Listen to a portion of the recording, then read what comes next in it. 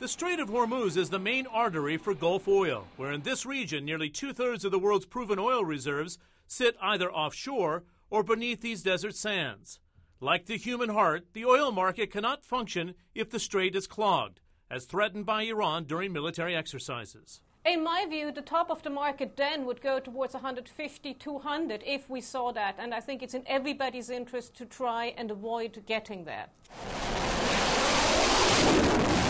As the U.S. military steps up its maneuvers in the Gulf, the ratcheting up of tensions has pushed crude prices to a 10-month high, feeding right into prices paid at the pump.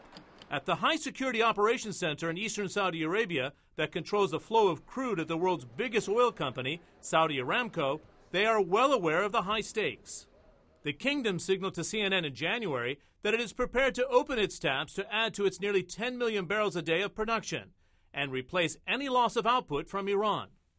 I believe we can easily get up to 11.4, 11.8, almost immediately in a few days, because all we need is stand valves.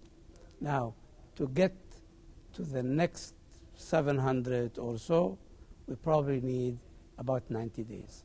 That action would reposition the kingdom as the swing producer, providing extra oil when needed during a crisis, the same role it played during the 1991 Gulf War, after Hurricane Katrina, and when oil spiked to $147 a barrel in July 2008.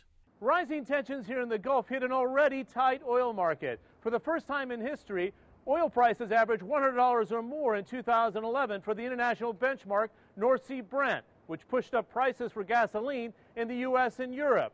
Those in the market call this the new normal, or the new reality for oil prices. Analysts point to the rise of China and India and their higher demand, counterbalancing slower growth in the U.S. and Europe. Under those circumstances, Brent crude oil can stay parked above $100 a barrel.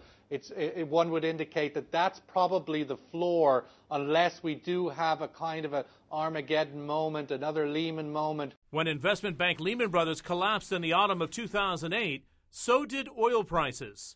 But for now, the only discussion in the Gulf is about even higher prices for crude, and that could only mean one thing: the cost of filling up at the pump could rise sharply as well.